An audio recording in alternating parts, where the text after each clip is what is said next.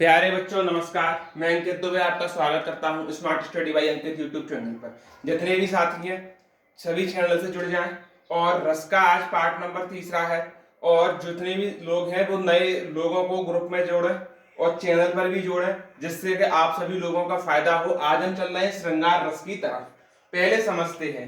आचार्य भोजराज ने इसे रसराज कहा है। किसने कहा है? तो आचार्य भोजराज। नाम याद रखेंगे। इस रस का आधार स्त्री पुरुष का आकर्षण है। इसमें सुखद और दुखद दोनों अनुभूति होती है।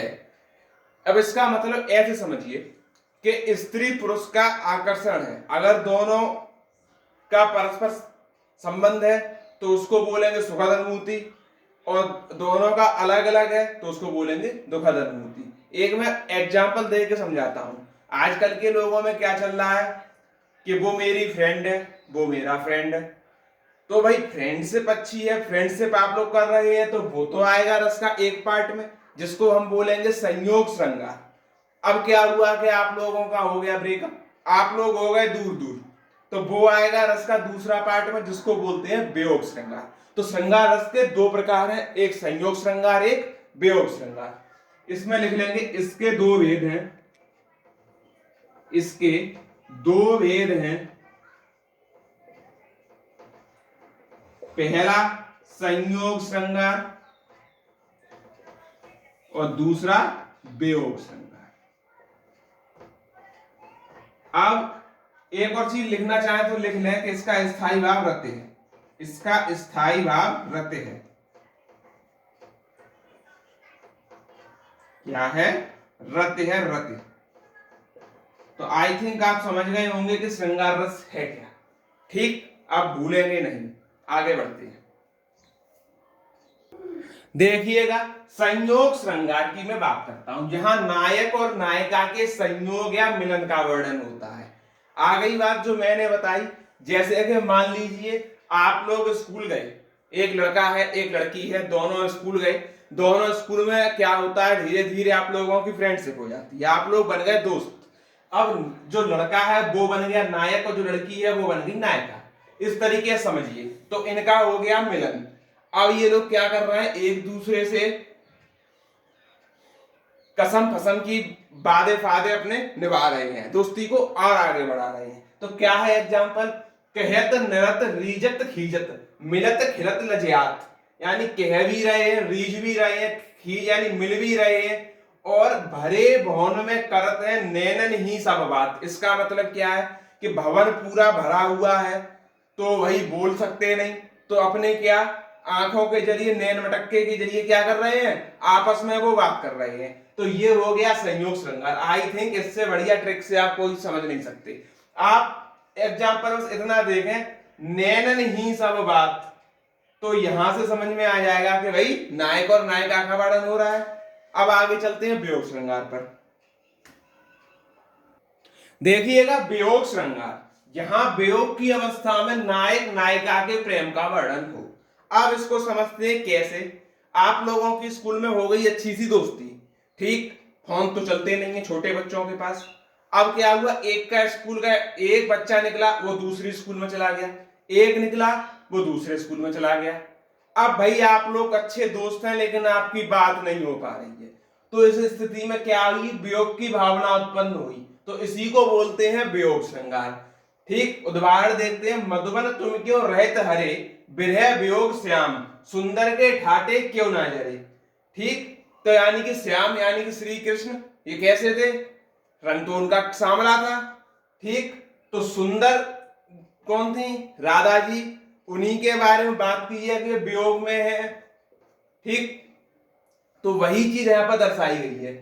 अब एक चीज और मैं बता दूं, वियोग श्रृंगार और करुण रस, इन दोनों में यही अंतर है कि वियोग श्रृंगार में मिलने की आस बनी रहती है जबकि करुण रस में मिलने की आस नहीं होती है। जैसे कि वियोग श्रृंगार में क्या होता है कि भाई दोनों अलग अलग हो गए, आगे चल के शायद मिल जाए फिर दोनों, लेकिन करुण रस क्या होता है कि उनका मिलन फिर कभी नहीं हो सकता। ये होता है अंतर। ठीक, अब हम चलते हैं हास्य रस की तरफ।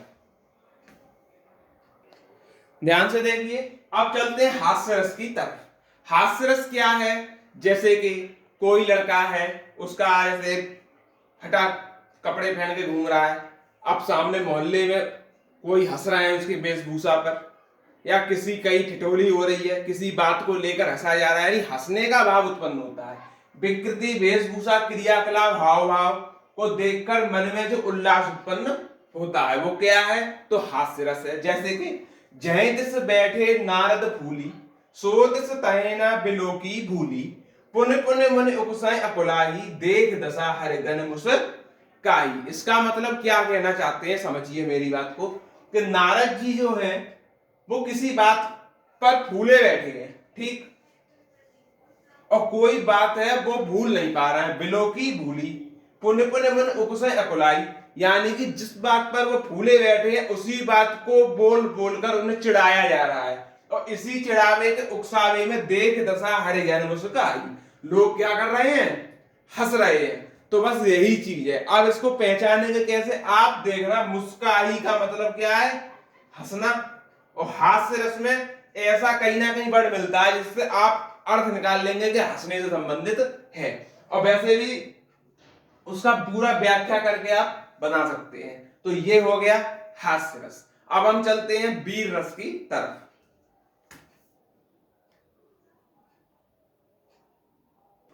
देखिए प्यारे साथी, लास्ट रस की बात कर रहे हैं आज की, आगे के रस कल कराएंगे।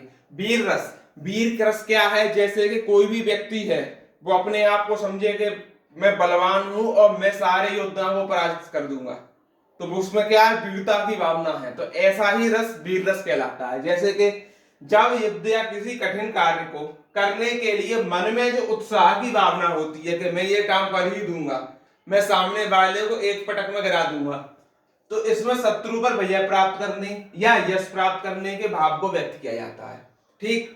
मैं सत्य कहता सके सुकुमार मत मानो मुझे, यमराज से भी युद्ध में प्रस्तुत सदा मानो मुझे, यानी कि मैं कह रहा हूं कि ऐसा वैसा मत मानो मुझे, मैं यमराज से भी युद्ध कर सकता हूं, ऐसा मानो मुझे।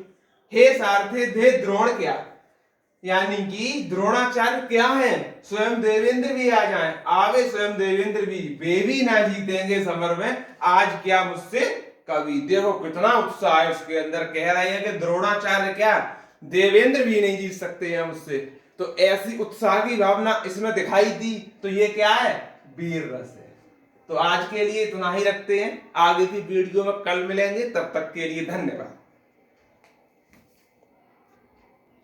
और जो भी साथी हैं वो चैनल को जरूर लाइक करें, शेयर करें और सब्सक्राइब करें। अंदाजा है मुझे आज की वीडियो आपको सबसे अच्छी लगी होगी, ऐसी ही वीडियो आपको डेली मिलेंगी। धन्यवाद।